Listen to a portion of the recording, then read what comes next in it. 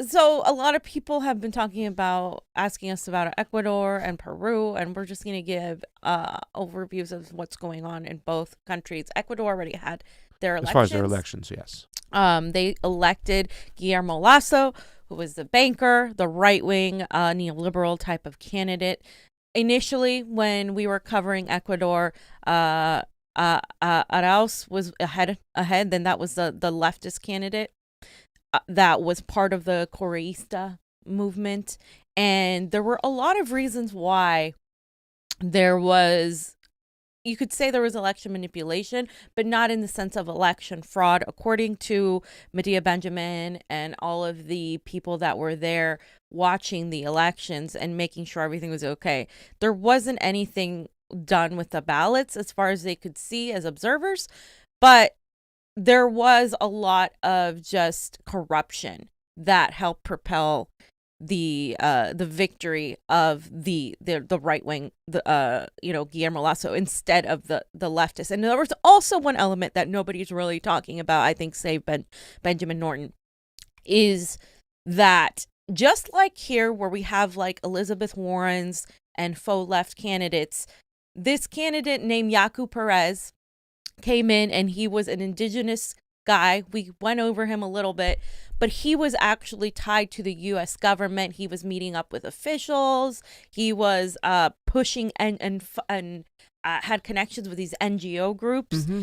and he took away a vast portion of the vote from the left. So it was like when Elizabeth Warren and Bernie Sanders were running in the primary, and they split that vote. And by default in Ecuador, if the first election, you have to get a certain percentage in order to get into the second runoff, right? So there's two sequences, the first and the second. So because of Yaku Perez, then the neoliberal candidate was able to make it to the second runoff, even though Arauz actually had the majority. If there hadn't been that spoiler, so to speak, then he would have just won it from the start. And so there's all these elements that we're going to talk about. Yeah. I also like to point out the fact that like Medea Benjamin and Ben Norton, they're not election integrity specialists too. So, I mean, like I told Johnny, and I've said to you, it's like, we got to get over there and get on the ground, because I want to know all the framework of what they use and how they use things. So I just want to put that out as an underlying kind of like quote. Okay. Yeah, but I mean, we weren't there. So according to them, the elections were, whatever, fair. But again, that doesn't mean that the elections were actually valid, like because there were so many underlying issues. So the dirty campaign underlying Ecuador's free and fair election. So Medea Benjamin and Leonardo Flores actually wrote about their experience and, and what happened with Arauz. And they talked about how the election was on April 11th. It led to a 5-point victory by conservative banker Guillermo Lasso.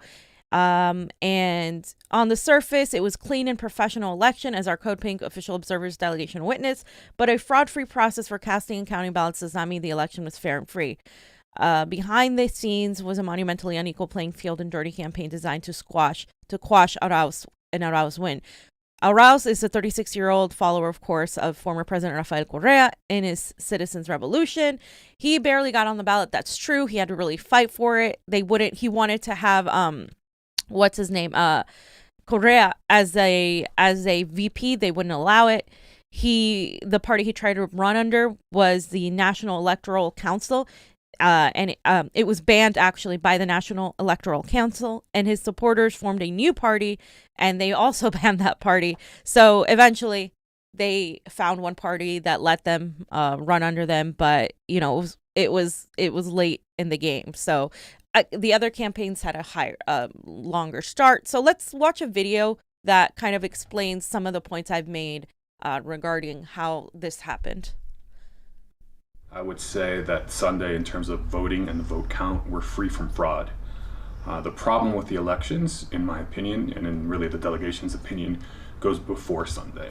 The Arauz campaign did not have a level playing field. They faced many challenges that the Lasso campaign did not. The Arauz campaign, they were forbidden from using their political party. They tried to form a new party and were also not allowed to form a new party, and they eventually had to kind of borrow a spot from a smaller party. This led to Arauz being, formally registered as a candidate in December, which, just a few months before the elections, whereas other candidates already had like a 4 or 5 month head start. On top of that, you had so much lawfare against many of the leaders of the Citizens' Revolution, including, of course, Jorge Glass, Rafael Correa, Paula Pabon. So many people that were very kind of integral to this movement, to this party, were either forced abroad or put in jail. And so you kind of decapitated the leadership of a party. This is how the lawfare affected the results of the outcome. And of course, there was such a very dirty campaign on the part of Lasso in terms of fake news. And, they accused Andrés Arauz of wanting to de-dollarize the economy, which was completely false. They tried to link Arauz to the ELN, the guerrilla movement in Colombia, and that was also false. But these things had an impact on voters, I think, because they began to distrust Arauz. They kind of linked Moreno, the current president, more to Arauz than they did to Lasso. And from what we learned over the past week was that Lasso was almost the guy behind the scenes, governing here in Ecuador for the past 4 years. So many voters that I talked to on Sunday said, well, I'm voting for change. I hope this country's going to transform. But they were all Lasso voters. We were in a heavily Lasso district. And so it was very strange to me how they thought they could be voting for change and also voting for Lasso, when we're really going to see a continuation of the Moreno policies under Lasso, because they're the same policies. Interesting. Yeah. Interesting. I mean, because there is more than one ways to kind of sway an election too as well. We know this. There's multiple ways. Yeah, there's multiple ways. This is cuttings in the media and all the manipulation behind the scenes. Yeah. And that's the truth. And when I looked into the elections of how they are done in Ecuador, it's hard to find information. But what I did find was no, it doesn't have like the electronic type of system we have here. They fill out papers, they put them in like a little ballot box, like old school style, or you put it in the ballot, then it gets counted right there. Yeah. And that doesn't mean that there can't be cheating. It just means that I personally believe it's more difficult when you have counted paper ballots with people there counting them. Ecuador's elections haven't been notoriously like ours in any way, shape, or form. So I would like to go there to just look into the chain of custody a little bit more. Yeah. But at the same time, I find it hard from the pictures I saw for people to have cheated in such a way. I don't put it past them, but as far as everybody who has been there says, that didn't happen. But one of the elements that they didn't mention in this video is Yaku Perez. Yaku Perez, like I said, he was the indigenous candidate that used a lot of it's very similar to here, the very social justice issues to really take from Arauz. And here's Camila with a tweet about Yaku Perez. She said, Yaku Perez interviewed with Bolivian fash media Bol today, where he made comparisons of Evo with Saddam Hussein and Adolf Hitler, and again said Evo and Correa practice authoritarianism. He is, however, stoked for the destitution in store for Ecuador with his ally Lasso taking power. All in a day's work for environmentalists. Avoid anything remotely leftist like the plague, but spend time with Ecuadorian and Bolivian fascist media. Now, what she means is he is also supported by the U.S., and these NGOs, and Lasso is a banker, so they actually have this very similar funding and similar ties. So that's a huge part of why he was like the spoiler candidate. And just like, we're a little suspect of like all elections, Ecuador's UNES alliance filed an objection to the election results, and that is Andrés Arauz alliance, and it's objecting to more than 1,500 electoral records that gave victory to Guillermo Lasso. They want a recount of the votes in Ecuador's April 11th presidential election. So that's basically what's happening, and it's an appeal, and the objection was presented Tuesday. It was the last day to possibly challenge the results was on April 18th at the end of the scrutiny. So they waited till the last minute. I don't know if that's going to do anything, but they're saying that they're gonna do this and object to the election. And one of the main things that happened, I believe this was yesterday, is one of the worst things that we know was going to continue to happen, because basically Moreno operated it, like they said, behind the scenes. Lasso and Moreno are very similar, so Lasso's just going to continue the same type of policies that Moreno is doing. And here it is. You have the breaking with 84 votes in favor of the National Assembly.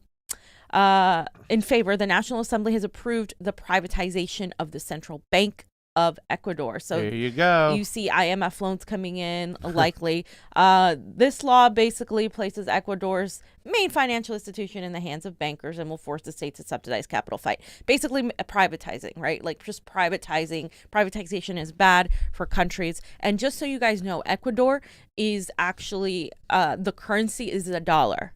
They got rid of their old currency. They have the dollar currency. One of the main things against Arauz was they were trying to say that he was going to get rid of the dollar currency, which ended up being false because it would destabilize the economy, etc. So this is really big. This is really bad. It sucks. That means that Ecuador is going to experience years back regressing to neoliberalism, to privatization, to control by the West and the U.S. NATO allies. It's funny because I think 2016, I think 2022 as well, aside from all the Fugazi stuff that was going on as far as the counting, the tabulation, the voting itself, and the possible fraud that can take place, the elites, the one percenters, the mainstream media, along with all your establishment candidates, were doing everything to sway the election in their favor. Not showing Bernie Sanders' speech and showing Donald Trump's empty podium, leaving Tulsi Gabbard off the debate stage if she has a chance to. There's all these other factors in which they can sway the public's mentality too as well,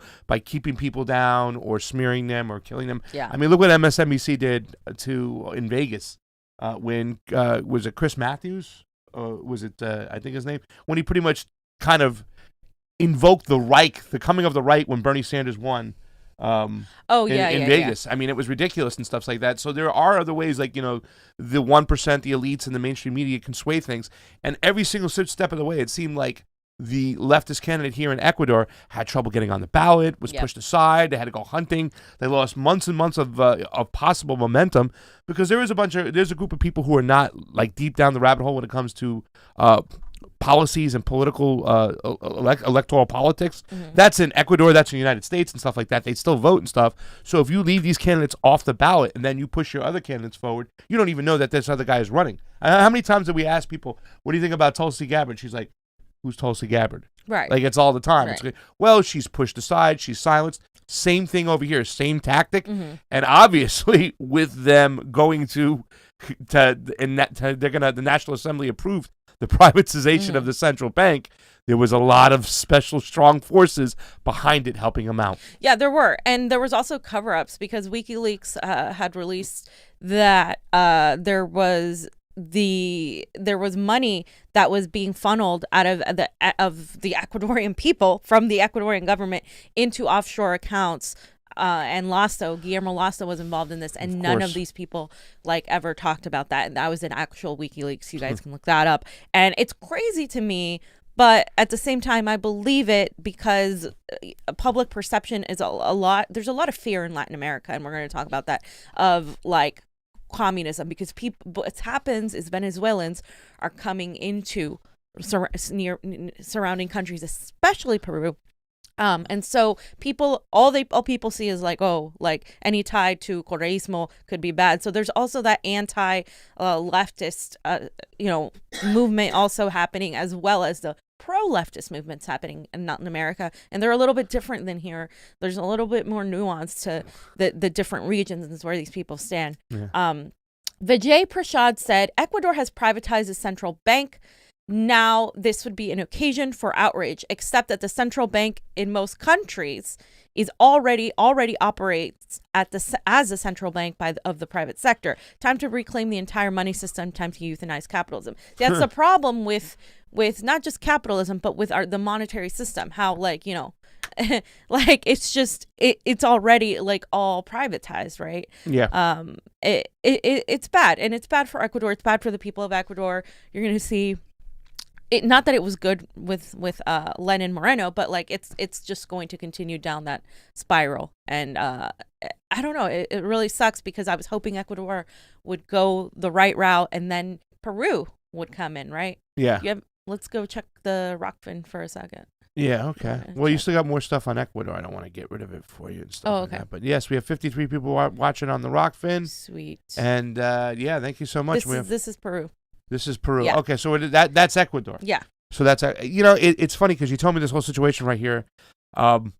Talking about what was in WikiLeaks, right? Mm-hmm. And it makes me think what the United States did with Hunter Biden and Burisma and not being able to tell that story and stuff like that. They suppress information. They don't get it out there. When you control the mainstream media, whatever country you're in, you have a lot of power. You have a lot of influence, and you can dupe a lot of people. Like we said, a lot of people don't get involved too much in politics because they're either consumed or it's very boring either way. Mm-hmm. They don't even want to learn about that. So seeing these same tactics, and once again, Ecuador was also where Julian Assange was being held and whatnot, and we saw those people in the streets in Ecuador marching for Julian Assange. I really had a lot of hopes for Ecuador as well, but they've been planning this for a while, it seems, once they got Moreno in. They bought because Lenin Moreno ran as a progressive. Wolf in sheep's He ran as a progressive, and then he literally did a whole 180, turned around and betrayed everybody in his party, gave up Julian Assange. The United States paid Ecuador, and it was this whole thing. So, yeah. And Peru is a little bit different.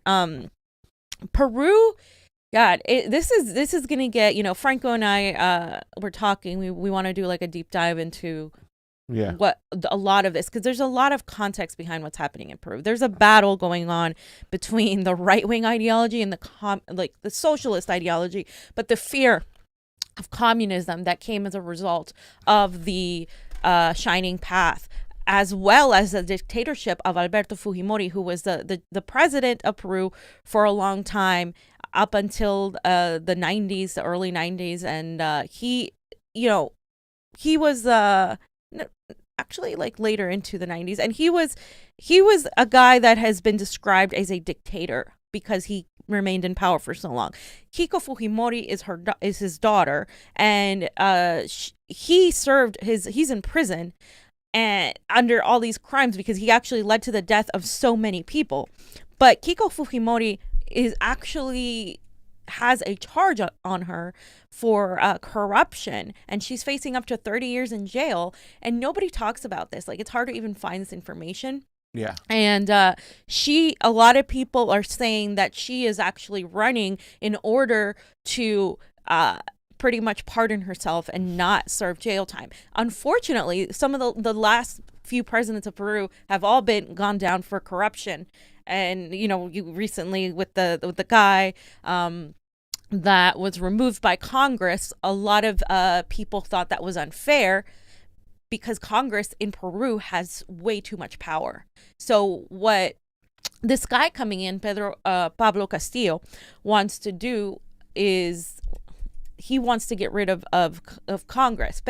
He wants to get rid of the power of Congress, not necessarily of Congress, but he wants to get rid of the power of Congress. And he wants to get rid of the Constitution that they're using, because the Constitution that they're using is from the Fujimorista side. And Fujimori, I would say the closest in ideology is a very like right-wing globalist neoliberalism, okay? That's just very much about privatization, capitalist. She was actually advised at one point by Rudy Giuliani, just so you know where her politics lie, which is really freaking funny. But Pedro Castillo, one of the things that he would he wants to really do is expel the world's main drug cartel, as he says, the DEA. He wants to get rid of the DEA. And the U.S. military, right? And the U.S. military. So, throw them out. Just get out. No more bases. Close them up. Get out of here. That's crazy. So, that's dangerous. So basically, there was an interview with one of the members of his party, Guillermo Bernejo, who is part of Pedro Castillo's Peru Libre Party, okay, the PLP, and he told this reporter, Canal N host Mavila Huertas, that the Washington-designed anti-drug policy in Peru has been a total failure. He talked about how the military bases all over in Peru where they have these planes leaving with drugs. And Peru is the second largest exporter of cocaine in the world. And he says, we only have a 3% rate. And he's like, so who's letting these planes leave? He's basically suggesting that the government is working with the cartels. So he said, while the country pumps out cocaine to the world, the major media networks have worked with the country's political class to ignore the issue. He talks about how the media has never talked about this. He said this issue is never seen on television channels. No one talks about it. And the question is why. In Peru, are there not drug cartels? In Peru, production has gone from 250 tons of cocaine to 750 tons of cocaine in less than 6 years. And we only seize an average of 3% annually. Tell me, do we not have cartels? Who is permitting those small planes to pass? Have the media at any point looked over the results of the fight against drug trafficking in this country? Why is this not a campaign issue if we are the second largest producer of cocaine in the world? If here they haven't captured not one small plane, not one more than 20 years. When she asked what the Castillo government would do, he said to improve the efficiency of the armed forces and the police, because he was talking about how corrupt the police were. Bermejo replied that the U.S. corporation is the underlying problem. The U.S. cooperation is the underlying problem. The DEA, specifically he mentions, and the U.S. military officials that come in, and he talks about how they parade around and they influence their own Peruvian government against the people. He says, first remove foreign intervention in Peru, the Congress, all of them, since the dictatorship until now. Allow the entry hundreds of U.S. soldiers and U.S. military advisors annually who walk through all the barracks of the country, showing them techniques, in theory, of repression against the population. And that's agreed to by the president, and it's been all of the presidents without exceptions. All of them have asked that people who represent the most, and he calls the U.S. military the most bloodthirsty and cruel army in the history of humanity, come to Peru after they massacre more than 7 million people in the Middle East. We attend them. We let them enter our home and we put them in our barracks. I think that the correct translation for that, by barracks, they mean by in our government spaces, in our government house. Yeah. And she said, would you expel the DEA? And he said, of course, the DEA is the main drug cartel in the world, and any serious analyst of drug trafficking will tell you. Wow. And so this is of course, the issue here, and it's crazy to me that somebody would say that, right? Like this is the representative for the party. So that's what their platform is. They want to get rid of the U.S. interventionism, and that's the interview that I just read. Basically says the same thing. Yeah. ¿Cuál es el vínculo entre el desarrollo del narcotráfico y las Fuerzas Armadas? Si en el Perú producimos en menos de 6 años, se ha pasado de 250 toneladas de cocaína a 750 toneladas de cocaína y solamente incautamos promedio anual 3%, dime tú, y no tenemos carteles, ¿quién está dejando pasar esas avionetas? Te pregunto y le pregunto a los amigos de la pelea. ¿Está diciendo que las Fuerzas Armadas están permitiendo que salgan las avionetas política con droga? equivocada? Hay una política equivocada en la lucha contra el narcotráfico y existen malos elementos, desde luego, en las fuerzas policiales y las fuerzas armadas. Y esos malos elementos para usted desacreditan a toda la Fuerza Armada, porque le recuerdo que la policía tiene una dirección nacional antidrogas. Básicamente el trabajo de la erradicación. ¿Y alguna vez se han puesto los medios de comunicación a revisar los resultados de la lucha contra el narcotráfico en este país? ¿Por qué no es un tema de campaña, por ejemplo, si somos los segundos productores de cocaína en el mundo? Si aquí no se capturó ni una avioneta, Mávila, ni una. ¿Qué haría un gobierno del señor Castillo para mejorar la eficiencia de las Fuerzas Armadas y de la Policía Nacional? Primero, quitar la injerencia extranjera en el Perú. Nosotros, y acá tampoco es un tema de debate, ¿no? El Congreso de la República, todos, desde la dictadura hasta aquí, permiten el ingreso anual de cientos de militares norteamericanos y asesores militares norteamericanos que se pasean por todos los cuarteles de la patria, enseñándoles luchas, en teoría, ¿no es cierto?, de represión contra la población. Teaching them how Y eso to lo firma el Congreso de la República y lo piden todos los presidentes. ¿Sabes? Acá no, nadie se salva. Acá Ollanta, PPK, Toledo, Fujimori, todos han firmado para que ese tipo de personajes que representan al ejército más sanguinario y cruel de la historia de la humanidad, que viene masacrando en Medio Oriente a más de 7 millones de personas. Nosotros los atendemos, los hacemos entrar a nuestra casa y los metemos a nuestros cuarteles. Expulsaría a la DEA, la cooperación internacional. Por supuesto, pero la DEA es el principal cartel de la droga en el mundo y cualquier analista serio del tema del narcotráfico te lo va a decir. And he says, you know, any serious person that's going to discuss this that's going to discuss actual drug trafficking will tell you the DEA is heavily involved. And we know this as Americans. We know that the DEA does this, right? So this presents a danger to the United States if you're looking at this, you know, politically. They made a Netflix show about it, fam. Yeah. Well, I haven't seen that. I guess really? I should. Well, it's Narcos. I didn't see Narcos. And I thought Narcos was about Colombian cartels. Yeah, but so Colombia's number 1. Yeah. And we're number 2. Peru's right there. Okay.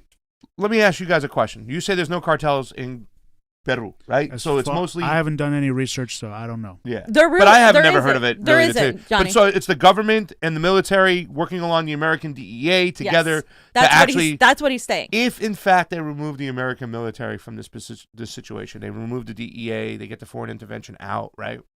Won't that open the door for cartels to come over and take over the drug trade that's there right now? But I mean, isn't there that possibility for that? There's that possibility, but you have to understand that the DEA is a cartel. Oh, no. I know that they are a cartel. Exactly. Yeah. So the cartels basically exist with the DEA. Like the DEA has their hands on everything that's going on in Colombia. Absolutely. This is why they do this. Shit. And so I think what would happen is the U.S. would say no and would push Invade a coup Peru. in Peru. Now, so I want to go over who this guy is, because that was his representative. One of the criticisms of Castillo so far has been that he hasn't done enough interviews himself.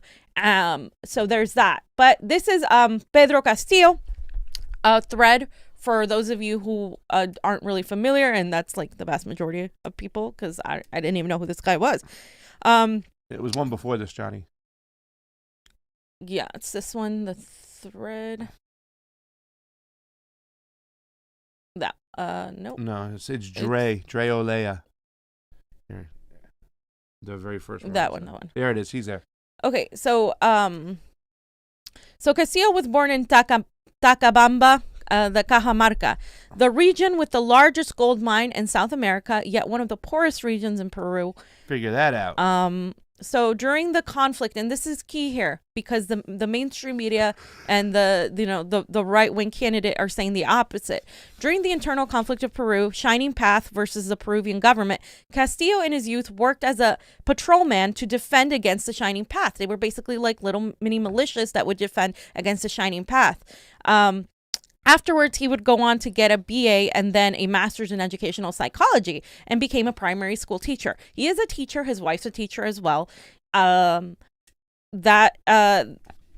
Castillo's first attempt at a career in politics was in 2002 when he unsuccessfully ran for mayor of Anguilla with Alejandro Toledo, the former president of Peru's possible party. That party was not as left as the one he is currently in. Alejandro Toledo was not as left as he seemed. Castillo was also a teachers union leader. He led a strike in 2017 in Peru. The strike spread to the point where President Kuczynski became a mediator. Not all leaders were invited to the discussion with the president, including Castillo, and the strike got worse. On August 24th of 2017, the government made a decree that the benefits discussed in the negotiations would be official. They issued a warning that if teachers did not return to work, the Ministry of Education would hire new teachers. Castillo suspended the strike temporarily. He was later nominated by the Libre Peru Party as their 2021 candidate for president. His ticket includes Dina Boluarte, an attorney, and Vladimir Cerrón, who was disqualified by the National Jury of Elections for a prison sentence for corruption in 2019. So that guy's gone. Their platform, of course, is very leftist, actually, when it comes to this particular issue. It wants to fund at least 10% of Peru's GDP into education and health, form a constituent assembly to rewrite the constitution, like I said, as well as have a strong anti-imperialist stances. Pedro Castillo has also expressed opposition against gay marriage and abortion. This is something that people aren't talking about, that he is not there when it comes to social justice issues. Okay. And the thing is, in Peru and in countries in Latin America, they are socially conservative by comparison. There's a lot of Catholicism. There's a lot of that influence them. They're still very backwards on those issues in terms of what we view it as, right? Yeah. In terms of what we view it as. But when it comes to like movements against, El Pueblo Unido, that kind of thing, they're actually far more ahead. They're able to unionize their people. They're able to get them out in the streets. So he shocked the world, of course, because he came into first place in the first round of voting. So this is, again, the first round. The final election is El 28 de Julio, which is July 28th, which is the day of independence for Peru. And Castillo faces Keiko Fujimori. The odds seem to be turning in his favor. She is despised because of her, she has excused all her father's war crimes, and she's also corrupt herself. When is the election? Do you know the date? Or? Yeah, 28th of July. Beautiful. Yeah. So the whole background to the Shining Path fam and Fujimori and all that. Because there's some, maybe a short summary of that. Basically, Franco and I are going to go into it, but basically Shining Path was like a super leftist group, but they did kill a lot of people, right? Yeah, so Shining Path was actually initially they described themselves as Marxist-Leninist, with the teachings, of course, of Marx and Lenin, and they started going the route of Mao. And if you know anything about Mao was far more authoritarian and more, I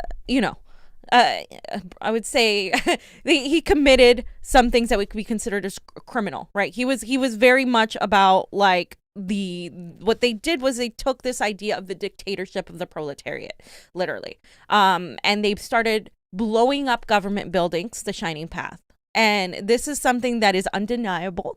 My family lived through this 100%. Like, this is what you know. Yeah. Specifically, they attacked Peru's economic sector, the banks. They were anti-capitalist, but they began operating like a terrorist group. And right now, they are considered a terrorist group by the vast majority of the West. And what I'm going to talk about when I do this dive with Franco is that it wasn't just them. It was the CIA that was involved. It was sanctions. It was economic austerity measures that were placed on Peru. But that they committed crimes is true. They led to the death of so many people. Yeah. Simultaneously, the other part of it was the election of Fujimori. That is why he got elected. The complete opposite got elected, which usually happens. If you see a failure in something, it usually happens. A lot of the leftist parties of the time didn't consider Shining Path to be the ideal left. They actually started attacking other leftists and going against them. And so most leftists now in Peru move themselves away from that, right? The problem with Pedro Castillo is his party is one of the ones that gave birth to that group. So they're constantly tying him to it, even though he has denounced them, and he has even criticized Nicolás Maduro in Venezuela. Yeah. So there is this whole thing, like, so many Peruvians, especially the ones who have immigrated here, absolutely want nothing to do with anything remotely communism. They fear it's going to turn into what the Shining Path was.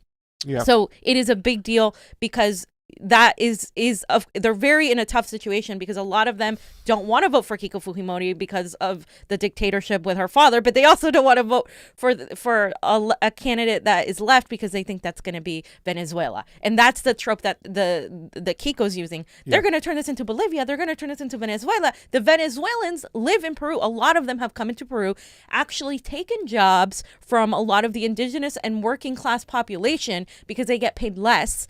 Right. And so then it's the same thing here that you have with, the immigrants are taking my jobs, except that they actually are taking jobs. because a lot of the jobs are of the like what do they do, Johnny? When we were there, they were selling things in the street. They work in stores. They do like the low income work, and so people are kind of turning into this whole like, well, Maduro needs to fix his own crap before he brings his people here, and that's what always tends to happen. And it's kind of complicated because there is an element of where that is happening, and you can't deny that Venezuelans are flocking into other countries and seeking help. Yeah, but what people don't know is why. Yeah. Well, I mean, also, too, I think we should also kind of touch on this whole situation, what your family had to go through and whatnot. And what a lot of the global South had to go through is like, oh, but, these communists and these groups like the Shining Path and stuff, they got really crazy. They got like terrorists. Really militant. But they were fighting against Western imperialism. Right. Right. And people have to factor that into the whole situation. When you have the boot on the neck, people talk about, what's his name? But not so much Castro, but help who's our boy out? Which one? Which country? In Cuba. Oh, it's not Castro. Not Castro. Castro. You're talking about Batista. Oh, no, Che Guevara. Okay. Che Guevara killed young people and young men and whatnot and stuff. I mean, when you have American imperialism and you're fighting it back, and when Castro was fighting against Batista and stuff like that, things are going to get hairy. Things are going to get dirty. There's going to be war. There's going to be bloodshed.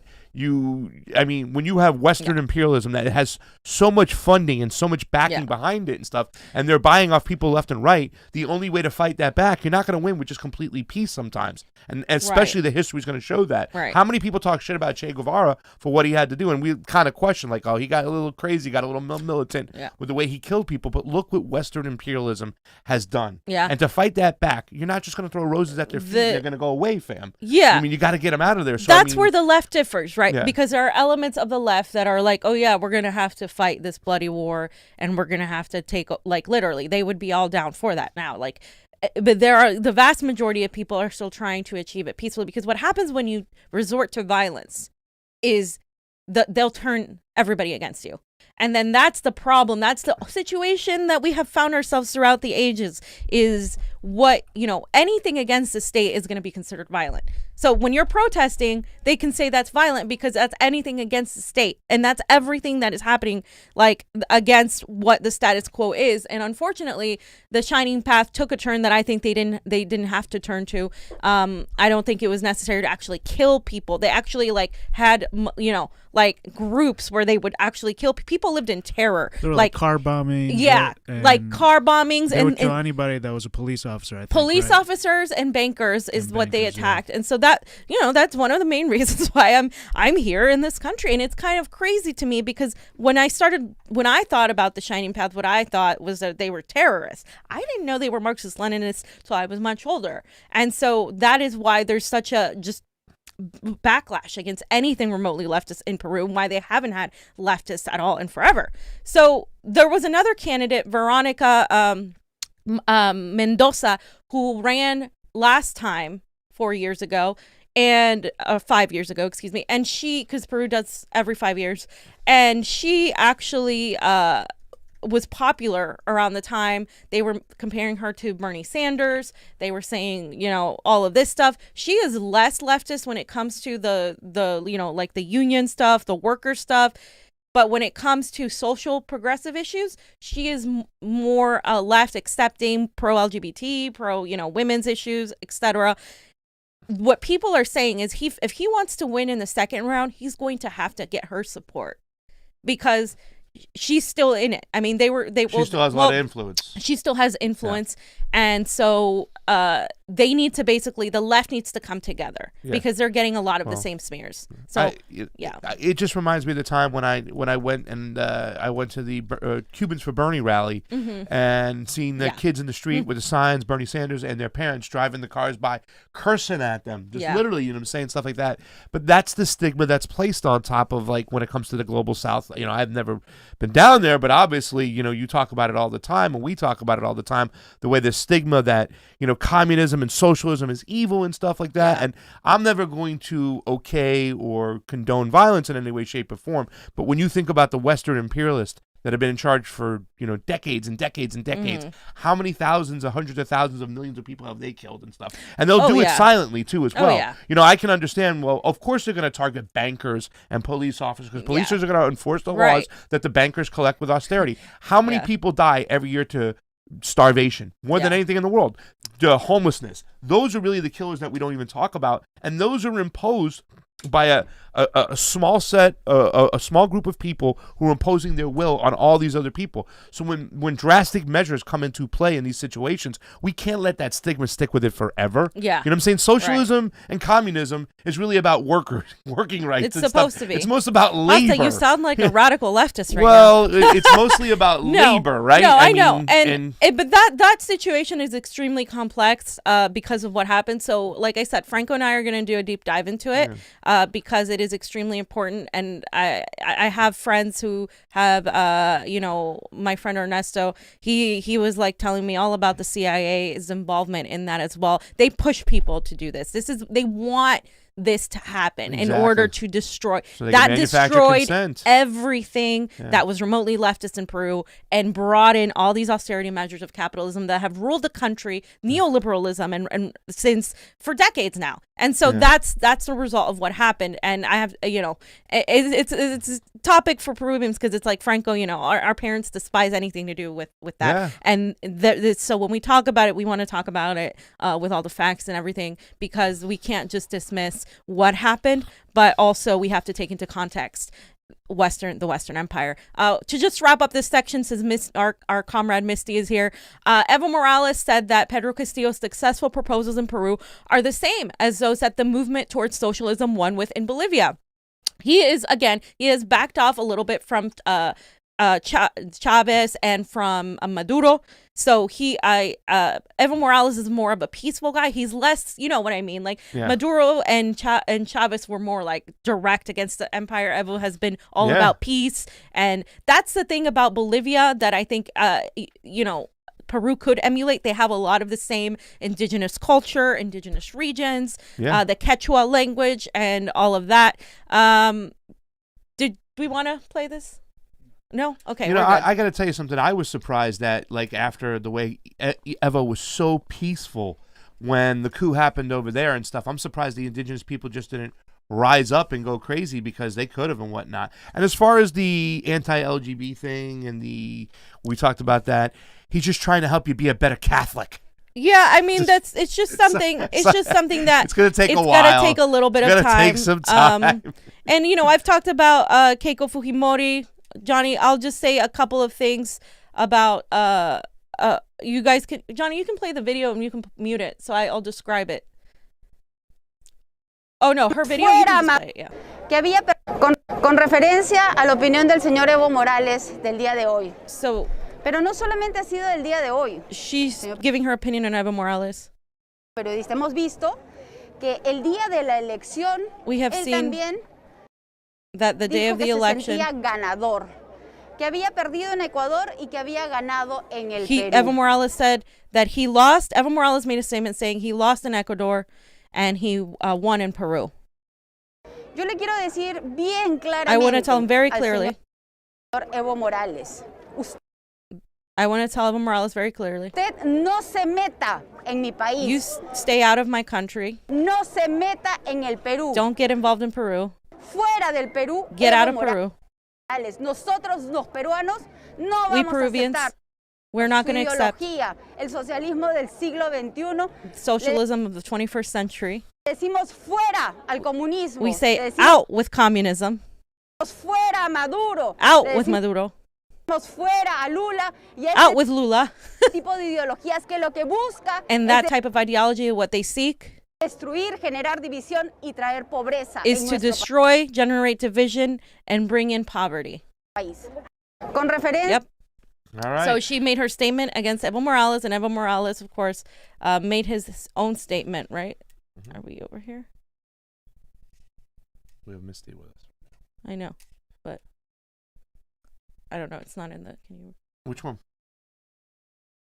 Yeah, Johnny. This here? Yeah. So Evo made a tweet and it says, "We salute and express respect and admiration to Pedro Castillo from Peru, who has a program similar to ours, peaceful, democratic, and cultural revolution, defending natural resources and promoting a constituent assembly for the benefit of the people so that there is social justice." And there's a picture of Evo and Castillo. Yep. And I just want to really quickly just surmise, that Castillo has criticized Maduro because Venezuelans have looked to Peru and have flocked to Peru and are taking jobs from the working class. He's inexperienced beside his role as a striker. These are some of the criticisms. He should make progressive concessions to unite with the other leftists to get their support and the youth support, because the youth is obviously different. More radical, right? His party seems to be more radical than he is. That's the position I got.